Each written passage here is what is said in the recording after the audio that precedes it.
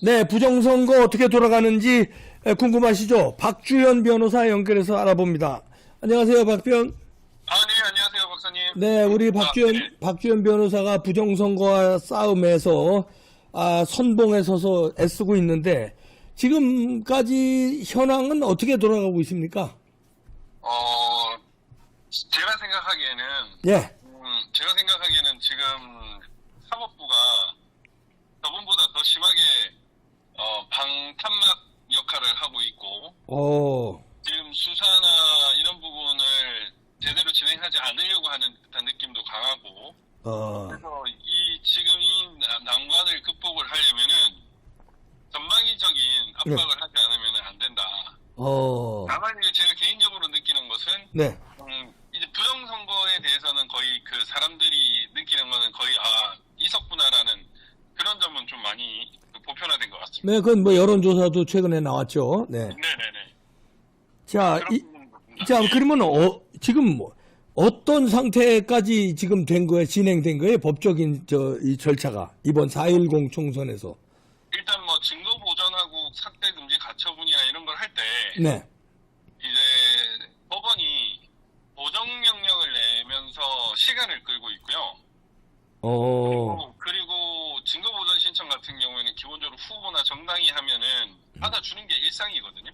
왜냐면 일단 증거 보전을 해야 나중에 뭐 재검표나 소송 진행 과정에서 그 발생하는 뭐 할 수 있는 그런 검증 절차에 있어서 제대로 된 증거를 가지고 판단을 해야 되기 때문에 기본적으로 받아주는 게 일반적인데 네. 지금 자유통일당도 그렇고 저도 그렇고 지금 기각을 한 상태입니다. 뭘 기각을 한 거예요? 증거 보존 신청을? 네, 제가 지금 확인하기로는 자유통일당에서도 증거 보전 신청을 했는데 그걸 다 기각을 했다고 지금 들었고요. 네. 제가 지금 저번하고는 좀 다르게 이번에는 중앙선관위의 서버를 지금 증거 보전을 하려고 했거든요, 이번에. 네. 근데 지금 중앙지법에서 보정명령을 내더니 어제 기각 판결이 왔어요, 기각 결정이. 네. 그래서 이제 지금 항고를 할 생각인데 그 터무니없이 지금 이걸 막으려고 하고 있구나. 네. 그리고 지금 과거에는 제가 이거 할 때 네. 전자로 진행이 가능했었거든요. 네. 증거 보전 절차가. 근데 증거 보전 절차를 요즘엔 전자소송이 일반화되어 있지 않습니까? 네. 이거를 오프라인으로 꼭 가서 접수를 하도록 만들어가지고 네. 시간 끄는데 또 일조를 하고 있습니다. 그러니까 이게 지금 법원도 이 부정선거가 뭐 이미 드러났는데 이거를 최대한 드러나지 못하도록 그리고 소송으로 싸우는 거 상당히 번거롭도록 일부러 지금 억지를 쓰고 있고요. 네. 그래서 생각보다 이들이 이제 부정선거가 드러난 마당에 철저히 막으려고 특정을 하고 있구나. 왜냐하면 법원이 선관위하고 같은 조직이라서 그런 거 아닙니까? 예, 뭐 그렇습니다. 지금 사실 지금 선거 그 부정채용 문제가 지금 공공론하게 지금 국민들한테 알려지지 않았습니까? 네. 근데 이 부정채용의 가장 근본적인 원인은 사실 판사들에게 있습니다. 네. 왜냐면은 판사들이 선관위원장이지 않습니까? 그러니까요. 네. 중앙선거관리위원장이 대법관이고, 그 다음에 시도선거관리위원장이 지법원장이고, 네. 그리고 각급 선거관리위원장이 부장판사인데, 이들이 결국에는 법원에 다투면은 그 판사가 선관위 편을 들어주다 보니까 네. 개념이 없는 그냥 범죄 단체가 돼버린 거죠. 네. 그래서 이제 그런데 지금도 지금 선관위원장인 판사들이 그 조직적으로 지금 증거 보존을 방해하고 있다라는 느낌을 지울 수가 없는데 지금 이참에 그 선거관리위원장을 그 부장판사나 법원장 그 대법관이 경하고 있는 이 제도를 손질을 하지 않으면 안 되겠다 이런 생각이 들었습니다. 그렇죠. 네. 자, 그럼 그거 이제 손질하기 전까지는 우선 지금 4.10 총선 밝히는 게 우선인데 수사를 법원에서는 이제 이렇게 뭉개도 검찰에서 수사로 할 수 있는 방법 없습니까? 일단 감사원 감사도 있고요. 네. 경찰과 검찰의 또 수사도 있죠. 네. 그리고 지금 제가 이제 그 우편투표 이런 부분은 상당히 많이 정리가 됐는데 네.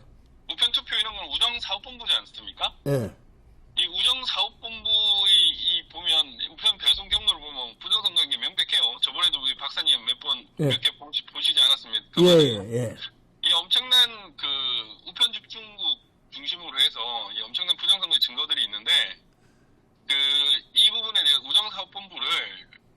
네. 감사원 감사를 시켜버리면 321만 표가 되는 네. 이 관내 사전 투표 그리고 뭐 고소 투표나 부재자 투표 역시 마찬가지입니다. 네. 그럼 이거를 조사를 하게 만들어 버리면 바로 밝혀지지 않겠느냐. 그러니까. 이런 생각이 들었거든요.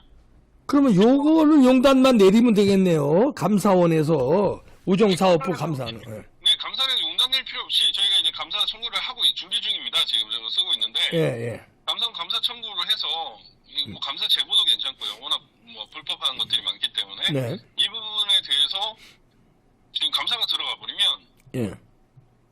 바로 이제 보안 점검했더니 선관위가 구멍이 뻥뻥 뚫려 있고 비밀번호 1, 2, 3, 4, 5로 이제 내부 그 범죄자 세력들의 협조자들이 있다는 것도 밝혀졌고 예.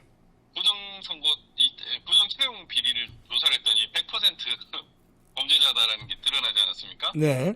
네, 그러니까 이제 이런 부분을 감사원이 또 이제 선거 감사를 못했는데 예. 선거 감사를 선관위에 바로 들어가는 것보다 지금 선관위와 관련된 이제 유관기관들이 있지 않습니까? 예. 특히 관내사전투표와 관련된 우정사업본부, 우체국 이런 곳을 집중적으로 감사를 시켜가지고 그 혼을 내면 그냥 바로 드러날 것 같습니다. 321만 표. 그러게. 뭐 이것뿐만 아니라 이제 고발도 계속 해야 되는데 이 고발 같은 경우에는 이 검찰 경찰이 제대로 수사를 안 하고 있어요. 예. 예. 근데 전국적으로 지금 사실 고발팀을 지금 조직을 해가지고 네. 전국적으로 지금 고발을 하고 있거든요. 네. 그래서 어려운 경찰 검사가 부디 이 부정한 부분을 한두 군데 드러내기 시작하게끔 만드는 게 지금 좀 목표입니다. 예. 하여튼 이 감사원 감사 청구 이거 빨리 이제 들어간다는 거죠? 예. 아, 이거부터 빨리 해야 되겠네요. 네. 제가 지난주에 또 하나 또 충격적인 지금 6.1 지방선거 공직선거법 위반 사건 제가 네. 이제 변호인으로 활동을 하고 있는데 네. 예, 선관위 사무국장을 했던 자를 불렀습니다. 증인으로. 네.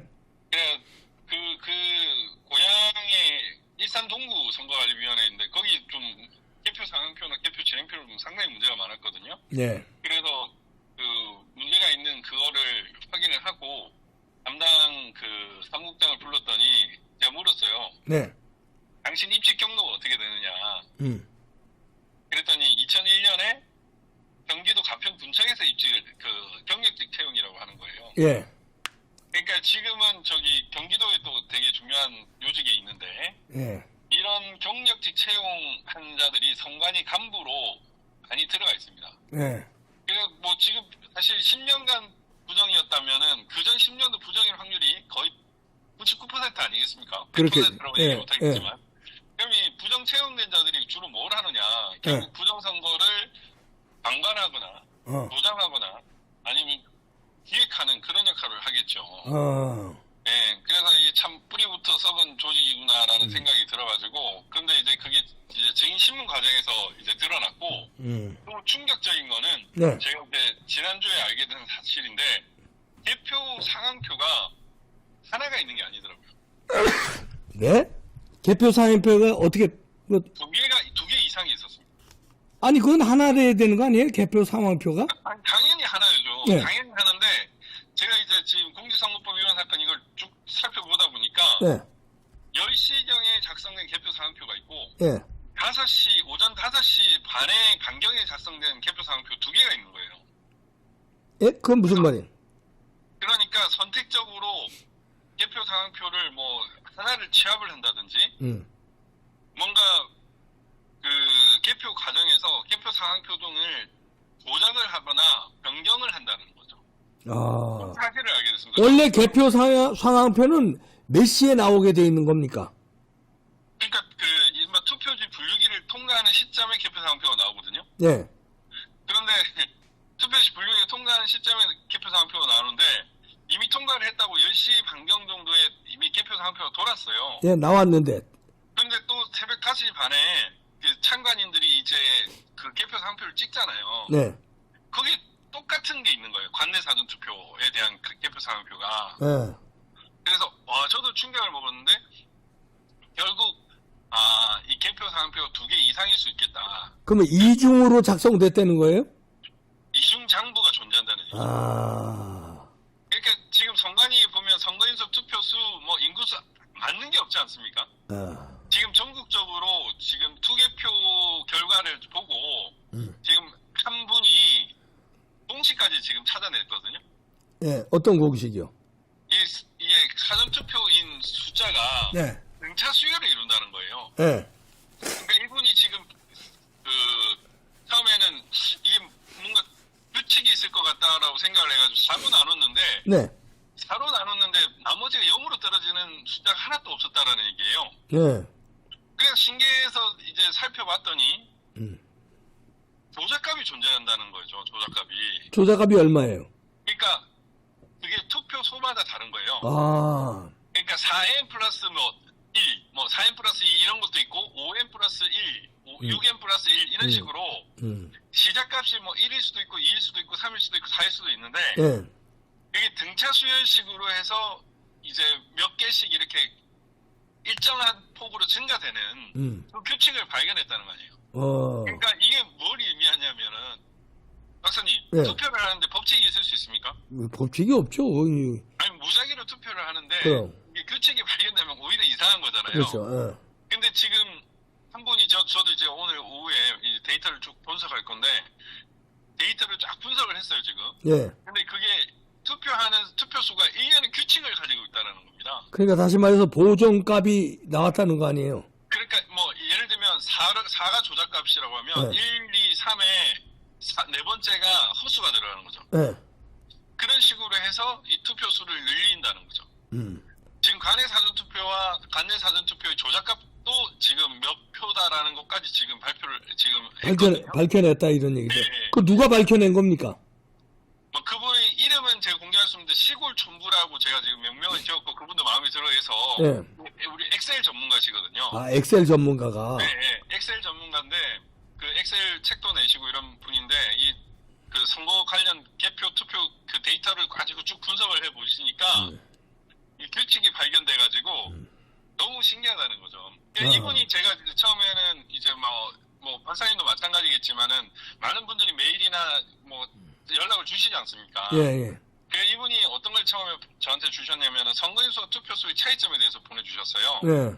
그 선거인수보다 많은 투표수가 바로 이제 확인이 되게끔 이렇게 바로 이제 전국 개표 결과와 투표 결과를 다 그 분석을 한 데이터를 주셔가지고 제가 보고 되게 좋은 데이터다 생각해가지고 그분하고 계속 소통을 하면서 네. 자료를 서로 건네는 과정에서 이제 조작값을 발견해버린 거예요. 그래서 이제 이런 규칙이 일단은 있다는 것 자체가 결국에는 그 조작 세팅값에 의해서 지금 설정이 된 거다. 그런까지 지금 드러난 상황입니다. 그래서 윤석열 대통령이 수사만 하면 끝나는 건데. 수사만 하면 끝나는데 다 나왔는데 지금. 네네네 맞습니다. 뭐 솔직히 증거들은 너무 많이 나왔고. 네. 하지만 이 증거들이 나왔음에도 불구하고 언론도 침묵하고 국힘도 침묵을 하고 있고요. 지금 뭐 검경도 침묵을 하고 있는데 하나만 물꼬가 터지면은 정말 커질 수 있는 상황이라 윤 대통령이 결단이 제일 중요하다고 생각합니다. 그러게요.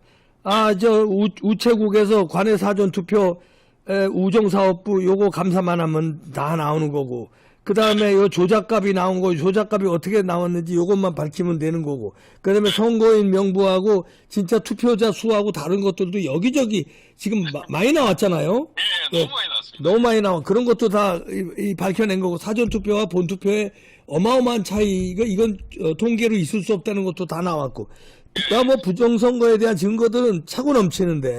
그러니까요.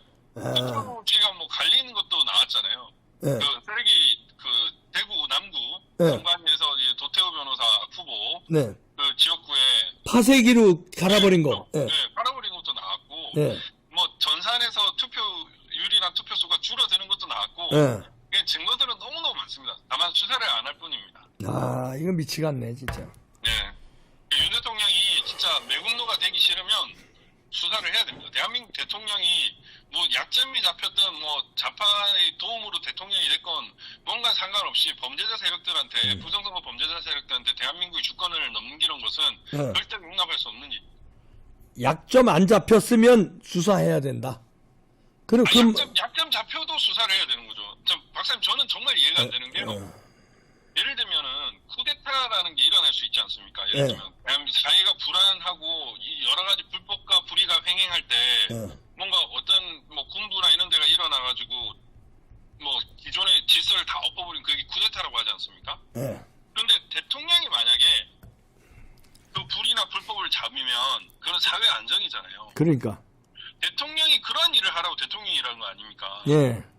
그러니까 그런 판인데 이 엄청난 불의와 불법을 놔두고 대통령이 가만히 있다는 건 있을 수가 없는 일입니다. 그러게요. 예, 쪽팔리는 네, 약점을 잡혔어도 수사해야 된다.